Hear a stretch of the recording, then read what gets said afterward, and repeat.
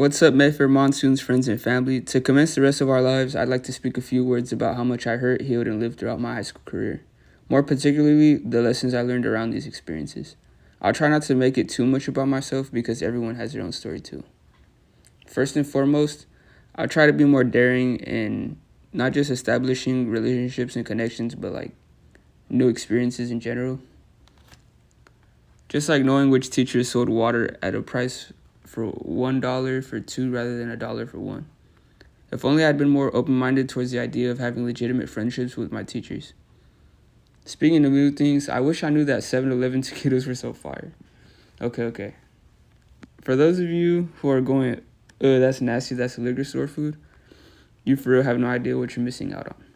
That's usually how it goes though. We're so quick to judge opportunities offered to us solely on what we think is right or wrong.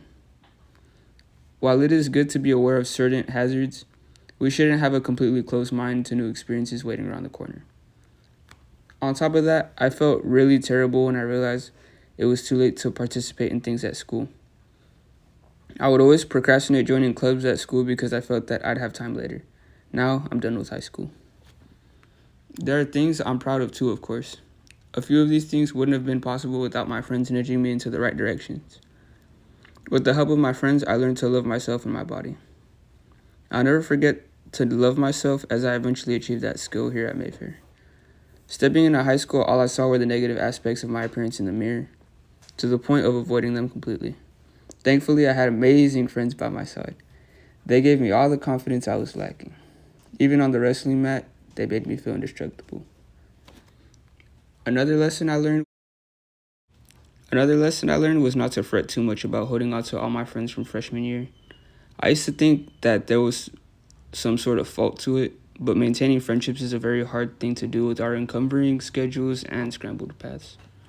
I remember hearing from older siblings and cousins that the friends we have in high school are inevitably lost. The naive middle schooler I was convinced that the world revolved around my life and my schedule.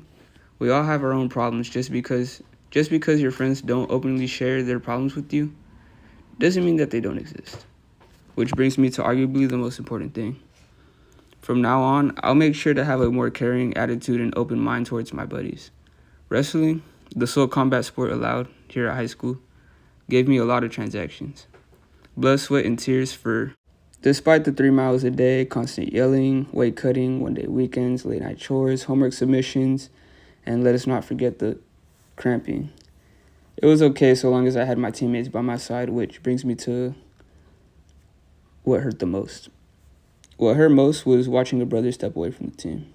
At first, I was mad at a lot of my friends for stepping away from the team because I felt as though they had turned their back on me personally. But it wasn't like that at all once I sat down and talked to them. It wasn't their fault that they were just under some really bad circumstances. They would apologize to the fullest extent. What I'm trying to say, the last and final life lesson I took up from high school is forgiveness.